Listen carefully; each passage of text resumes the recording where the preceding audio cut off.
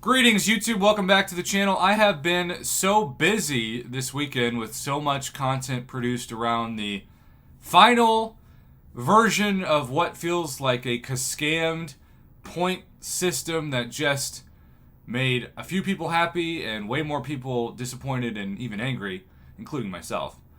You're looking at somebody who spent over 14,000 units and barely has a couple thousand points to show for it because most of the units that I spent weren't coded. Like, not even for credit. Not even for like 15 points.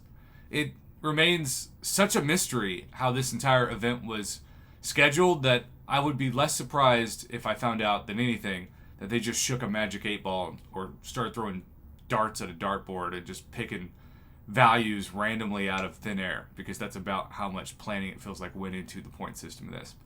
But we know that they plan a lot more than just random whale holidays. They plan the future of the game, which we are somehow already halfway through Act 8. I remember when Act 4 came out, because I am the definition of old. And if you look at the rewards right now for Chapter 3, you can see it's coming soon, and there are no specifics whatsoever in the actual game files. But we do know that we had a live stream from Kabam on Friday, and we also know that there are so many incredible summoners out there who make absolutely the most beautiful graphics that make content creators like myself's jobs way easier, and they deserve all the credit and all of the attention for the work that they do. And Cat Murdoch is a perfect example of somebody that always will come to mind, because Cat's just the best at designing graphics. But my man, who is kind enough to often tag me in Twitter posts so that I do not miss them, makes just unbelievable graphics as well. And his name's Super Duper Boo, and he has this 8.3 rewards for completion and exploration. And he also is given a shout out to Misty K13, who is from Portugal. And look at all of the impressive bio of this summoner. Misty K, what a legend.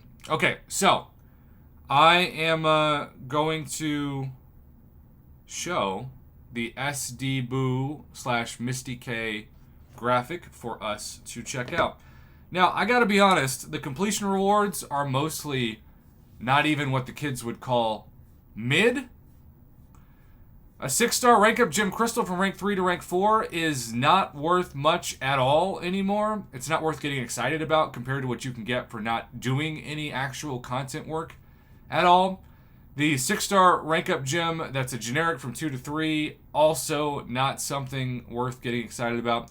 6-star generic awakening gem, if you had told me even a year ago that this would be for completion rewards, I would think, God, Kabam's doing such a great job. But now we have this thing in every side quest in the last few months, and I love that. I never want them to take that away, but it's just decreased its value so much that, if anything, 6 stones are more valuable now than awakening gems, which we've never seen a moment, at least with the 6-star variant of that, in the history of this game where that's been the case. So that still is hard for my somewhat small brain to wrap itself around. 6-star Nexus crystals are the same thing. If they're not Abyss Nexus, I don't even care. And even if they were Abyss Nexus, if you're like me, you have most champions that you want, and so you're probably waiting until they come into the basic pool to get them. But I don't even care about 6-star Nexus anymore. I just, wake me up when 7-star Nexus are a thing. 5-star Relic Crystal, cool. Again, doesn't get me out of bed. 5,000 7-star shards are also fine, whatever. Tier 6 Class Catalyst Crystals, if they were selectors, I'd be excited. If not, I'm not that excited. And the 1.5 million gold is also heavily outdated. So the completion rewards overall as a whole are very disappointing. I'm not thrilled about that. However, exploration is usually where it's at, of course, where all of the money and effort and time go in. And this is no different, as it should be. We have a 6-star rank up gem crystal from rank 4 to rank 5. I just opened one of these for loyalty. Again, it's the same item, but you do a heck of a lot of work and units and energy refills for the same item. I think that should be at least a Nexus, and I don't see Nexus by it, so assuming it's not a Nexus. A bit disappointing. There's the generic rank 3 to rank 4 6-star rank up gem that I thought should have been in completion, saved for exploration. A 7-star rank up gem from rank 1 to rank 2 is arguably the most valuable part of this, and I do think that's amazing because of all the things that includes in replacement of, other than the gold, obviously. So that's good. And then the 7-star crystal is fine, although some people might hope for a Nexus. It's not coming. It's still the basic crystal. Sorry. Tier 2 primordial dust. I think some people would have liked to see another ascended 6-star. If you combine both completion and exploration, they're choosing to go away from that and just give, I think, half of what it takes. I think it takes 200 tier 2 primordial dust to ascend a 6-star, but it's better than nothing. There's the 5-star relic Nexus crystal. That's kind of a joke. I mean, it's better than nothing, but why not have a 6-star Nexus crystal, relic crystal? I guess they're waiting for 8.4 for that, but how rare it is to get this content out, like, really? Still 5 stars? Really? Titan crystal shards, a small amount. I mean, when it's 20,000 for a crystal, I'm not going to get too excited about that. And then double the gold to 3 million. So really the rank 1 to rank 2 7-star rank up gem, I think, is the best part of this. But it still doesn't get me that excited. Are you more excited than I am? I just feel like we have all these whale holidays that give us better items than what you get for content without doing any work. And I think that's part of the problem. It used to be where the whale holidays would be kind of on par with these, but definitely wouldn't be like miles and miles and miles better. But that's the case now. It's just much better to do the credit card than it is to play the game.